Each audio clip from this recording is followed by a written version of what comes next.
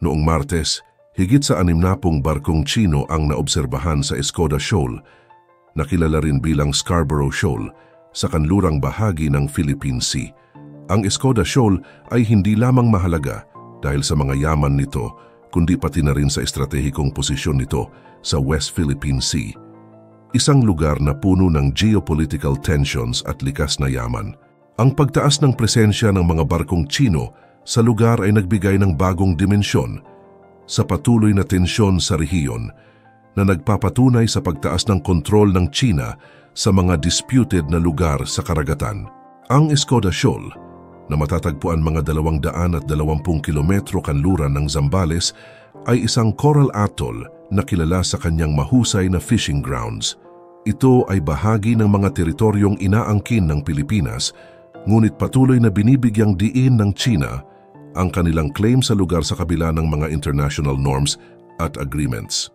Ang Escoda Shoal ay isang mahalagang bahagi ng Exclusive Economic Zone, EEZ ng Pilipinas, na nagbibigay sa bansa ng karapatan na mag-explore at gumamit ng mga natural na yaman sa loob ng 200 nautical miles mula sa kanilang coast.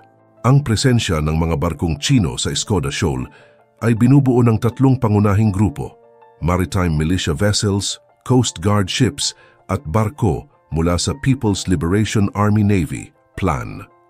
Ayon sa mga ulat, ang mga maritime militia vessels ay umabot sa 52, ang mga coast guard ships ay 5 at ang PLAN vessels ay 4. Ang malaking bilang ng mga barkong Tsino sa lugar ay lumitaw matapos ang pag-alis ng Philippine Coast Guard, PCG, mula sa Escoda Shoal noong nakaraang linggo.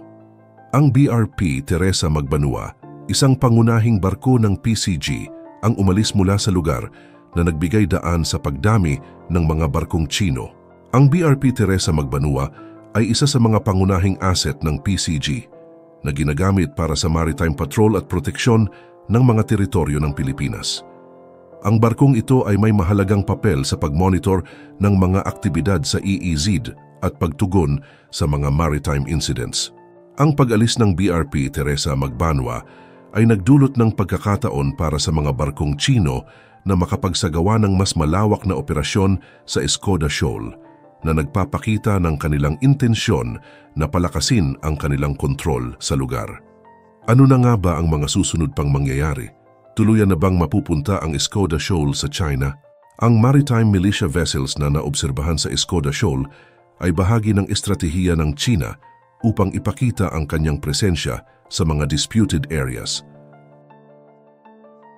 Ang mga barkong ito ay hindi tradisyonal na ginagamit para sa maritime law enforcement, kundi bilang bahagi ng gray zone tactics ng China upang ipakita ang dominasyon sa mga lugar na kanilang inaangkin.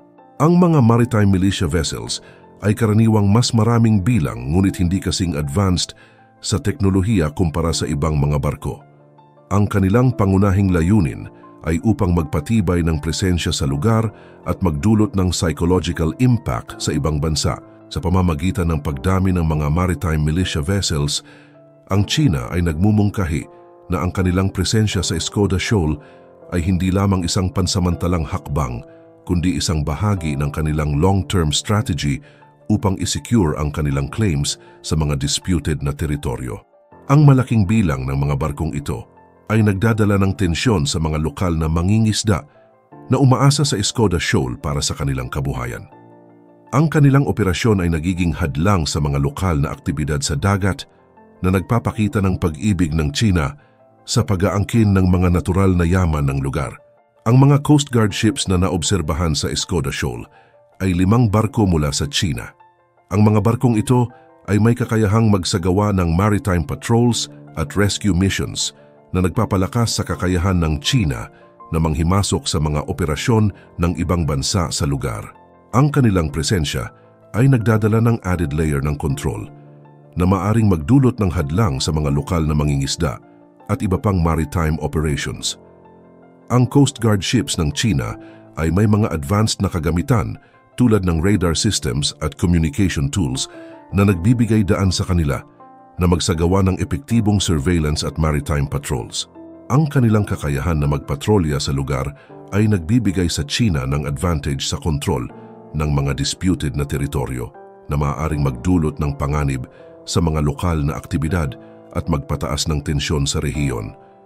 Ang presensya ng mga Coast Guard ships ay nagpapakita ng commitment ng China na ipatupad ang kanilang mga claims sa Escoda Shoal at iba pang disputed na lugar sa West Philippine Sea. Ang 4 na barko mula sa People's Liberation Army Navy, PLAN, na naobserbahan sa Escoda Shoal ay nagpapakita ng mas malalim na militarisadong presensya ng China sa lugar. Ang PLAN ay ang pangunahing naval force ng China at ang kanilang mga barko ay nagdadala ng advanced na teknolohiya at kagamitan, kabilang ang radar systems, armas at iba pang equipment na nagbibigay sa kanila ng superior na maritime capabilities. Ang kanilang presensya sa Escoda Shoal ay nagdadala ng mas mataas na antas ng puwersa at nagbigay ng malinaw na mensahe na ang China ay handang gamitin ang kanilang militar na lakas upang ipatupad ang kanilang mga claims. Ang PLAN vessels ay nagbibigay sa China ng kakayahang magsagawa ng comprehensive maritime operations, kabilang ang surveillance, patrolling at iba pang operasyon na naglalayong isecure ang kanilang mga teritoryo sa disputed areas. Ang kanilang advanced na teknolohiya at kagamitan ay nagbibigay sa kanila ng significant advantage sa lugar, na nagpapataas ng mga hamon para sa Pilipinas at iba pang bansa na may competing claims sa West Philippine Sea. Ang pagtaas ng presensya ng mga barkong Chino sa Escoda Shoal ay nagdulot ng mga malalim na implikasyon para sa Pilipinas. Ang pag-alis ng BRP Teresa Magbanua mula sa Escoda Shoal ay nagbigay daan sa pagdami ng mga barkong Chino sa lugar, na nagpapakita ng intensyon ng China na palakasin ang kanilang kontrol sa Escoda Shoal. Ang presensya ng mga barkong Chino ay nagdadala ng panganib at tensyon sa lugar, partikular sa mga lokal na mangingisda at iba pang maritime operators na umaasa sa Escoda Shoal para sa kanilang kabuhayan.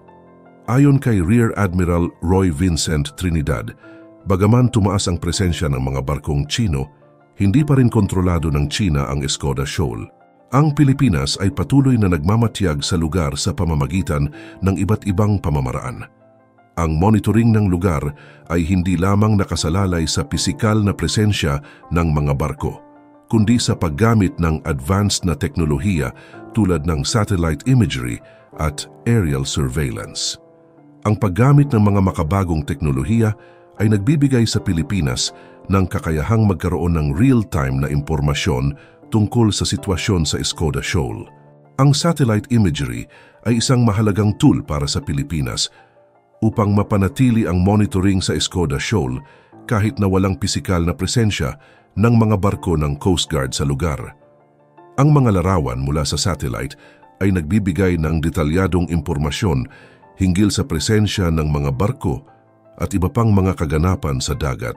Ang paggamit ng satellite imagery ay nagpapahintulot sa Pilipinas na magkaroon ng real-time na impormasyon tungkol sa sitwasyon na nagbibigay daan sa kanila upang makagawa ng strategic na hakbang upang mapanatili ang kanilang interes sa lugar. Ang aerial surveillance, kabilang ang paggamit ng mga drones at unmanned aerial vehicles, UAVs, ay nagbibigay din ng real-time na impormasyon tungkol sa sitwasyon sa Escoda Shoal. Ang mga drones ay isang makabagong paraan upang mag-monitor ng malalayong lugar na mahirap marating ng mga tradisyonal na barko. Ang mga drones ay nagbibigay ng live feed ng mga aktibidad sa lugar na nagpapahintulot sa Pilipinas na magkaroon ng updated na impormasyon hinggil sa presensya ng mga barkong Chino at iba pang mga kaganapan sa dagat. Ang patuloy na paggamit ng mga advanced na teknolohiya para sa maritime surveillance ay mahalaga para sa Pilipinas upang mapanatili ang kanilang monitoring sa Escoda Shoal at sa iba pang bahagi ng West Philippine Sea. Ang mga teknolohiyang ito ay nagbibigay sa bansa ng kakayahang mapanatili ang kanilang presensya sa kabila ng pag-alis ng mga physical assets tulad ng BRP Teresa Magbanua. Ang paggamit ng satellite imagery at aerial surveillance ay bahagi ng kanilang estratehiya upang mapanatili ang seguridad ng kanilang mga teritoryo at mga resources. Ang sitwasyon sa Escoda Shoal ay nagpapakita ng pangangailangan para sa Pilipinas na magsagawa ng mas mahigpit na estratehiya sa maritime security. Ang pagkakaroon ng maayos na plano at hakbang na tumutukoy sa pagbabago ng dynamics sa lugar ay mahalaga upang mapanatili ang seguridad at integridad ng teritoryo ng bansa. Ang Pilipinas ay hindi lamang nakasalalay sa sariling kakayahan, kundi pati na rin sa pakikipagtulungan sa mga international partners para sa karagdagang suporta at proteksyon. Ang mga international partnerships ay isa sa mga pangunahing aspeto ng estratehiya ng Pilipinas upang mapanatili ang kanilang maritime security. Ang pagkakaroon ng mas malapit na ugnayan sa mga bansa na may kaparehong interes sa maritime security ay nagbibigay sa Pilipinas ng diplomatic leverage at suporta sa kanilang mga pagsisikap. Sa pagbuo ng mga strategic alliances, ang Pilipinas ay umaasa na makakakuha ng karagdagang suporta para sa kanilang mga maritime security efforts tulad ng joint exercises, intelligence sharing at logistical support. Ang mga international alliances ay nagbibigay din ng plataporma para sa Pilipinas upang ipahayag ang kanilang mga concerns hinggil sa mga unilateral na aksyon ng China sa West Philippine Sea. Ang pakikipagtulungan sa mga bansa na may kaparehong layunin sa pagprotekta sa maritime rights ay nagbibigay ng mas malawak na international support na maaring magpataas ng pressure sa China upang igalang ang mga international norms at conventions. Ang mga international alliances ay maaari ring magbigay ng pagkakataon para sa Pilipinas na makakuha ng mga modernong teknolohiya at kagamitan na kinakailangan para sa maritime surveillance at patrolling. Ang patuloy na tensyon sa Escoda Shoal ay hindi lamang isang isyu ng militar at teknikal, kundi pati na rin ng diplomatic at legal na aspeto. Ang Pilipinas ay patuloy na nagpapalakas ng kanilang diplomatic efforts upang ipaglaban ang kanilang mga karapatan sa Escoda Shoal at sa iba pang bahagi ng West Philippine Sea. Ang paggamit ng mga legal na pamamaraan, tulad ng mga arbitration rulings at international legal frameworks, ay bahagi ng estratehiya ng Pilipinas upang mapanatili ang kanilang maritime rights. Noong 2016, ang Permanent Court of Arbitration sa The Hague ay nagbigay ng desisyon na pumabor sa Pilipinas hinggil sa South China Sea dispute na nag-declare na ang mga claims ng China sa halos buong South China Sea ay walang legal na base. Bagaman ang desisyon na ito ay hindi pinal, ito ay nagbibigay sa Pilipinas ng solidong legal na pundasyon upang i-challenge ang mga aksyon ng China sa rehiyon. Ang pag-uulat ng mga findings sa international community at paghingi ng suporta mula sa iba pang bansa ay mahalaga upang mapanatili ang pressure sa China na igalang ang mga international legal standards. Ang diplomatic efforts ng Pilipinas ay hindi lamang nakatuon sa pagkuha ng suporta mula sa mga bansa kundi pati na rin sa pagtataguyod ng open lines of communication sa China. Ang mga dialogue at negosasyon ay maaaring magbigay ng pagkakataon para sa parehong panig na mapag-usapan ang mga isyu at maghanap ng mga posibleng solusyon upang maiwasan ang paglala ng tensyon. Ang pagkakaroon ng open channels of communication ay mahalaga upang mapanatili ang stability sa rehiyon at maiwasan ang mga hindi inaasahang insidente na maaaring magdulot ng mas malaking alitan. Ang sitwasyon sa Escoda Shoal ay hindi lamang isang usaping geopolitical, kundi pati na rin isang economic at environmental na issue. Ang Escoda Shoal ay isang mahalagang lugar para sa mga lokal na mangingisda na umaasa sa lugar para sa kanilang kabuhayan.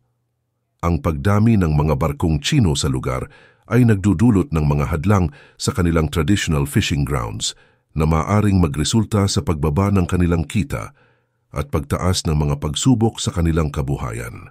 Ang pagtaas ng militarisadong presensya ng China kasama ang mga maritime militia, Coast Guard ships at plan vessels ay maaari ring magdulot ng mga environmental issues sa Escoda Shoal. Ang mga barkong ito ay maaaring magdulot ng polusyon, pagkasira ng coral reefs, at iba pang mga environmental impacts na maaaring magpababa sa kalidad ng marine resources sa lugar.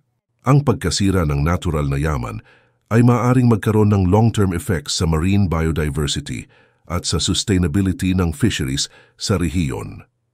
Ang Pilipinas ay patuloy na nagtatrabaho upang protektahan ang kanilang marine environment sa kabila ng mga hamon na dulot ng pagtaas ng presensya ng mga barkong Tsino.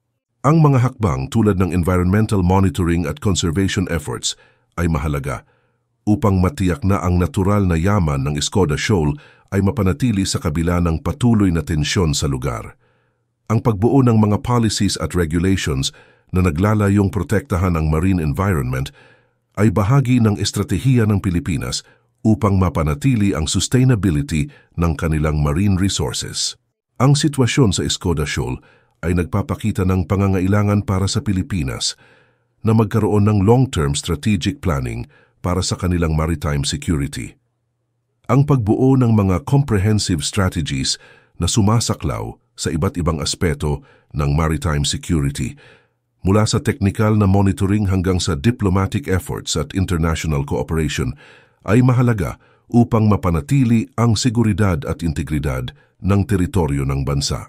Ang Pilipinas ay patuloy na nag-develop ng kanilang maritime security capabilities sa pamamagitan ng pag-modernize ng kanilang mga kagamitan at pagpapalawak ng kanilang international networks. Ang pagbuo ng mga strategic partnerships, pagpapalakas ng mga diplomatic efforts, at pag-adapt ng mga advanced na teknolohiya ay bahagi ng kanilang long-term strategy upang mapanatili ang kanilang posisyon at interes sa West Philippine Sea. Ang mga hakbang na ito ay mahalaga upang matiyak na ang Pilipinas ay handa na harapin ang mga hamon sa hinaharap at mapanatili ang kanilang maritime rights sa kabila ng patuloy na tensyon sa rehiyon. Ang sitwasyon sa Escoda Shoal ay isang komplikadong issue na nangangailangan ng multidimensional na approach sa pag-address. Ang pagtaas ng presensya ng mga barkong Tsino sa lugar ay nagpapakita ng intensyon ng Tsina na palakasin ang kanilang kontrol sa Escoda Shoal na nagdudulot ng panganib at tensyon para sa Pilipinas. Ang pag-alis ng BRP Teresa Magbanua mula sa Escoda Shoal ay nagbigay daan sa pagdami ng mga barkong Tsino sa lugar na nagpapakita ng pangangailangan para sa Pilipinas na i-review at i-update ang kanilang maritime security strategies. Ang paggamit ng advanced na teknolohiya para sa maritime surveillance, ang pagpapatibay ng mga international partnerships at ang pagpapanatili ng diplomatic efforts ay mahalaga upang mapanatili ang seguridad ng bansa sa harap ng mga patuloy na banta. Ang Pilipinas ay patuloy na nagtatrabaho upang mapanatili ang kanilang interes at seguridad sa Escoda Shoal at sa iba pang bahagi ng West Philippine Sea.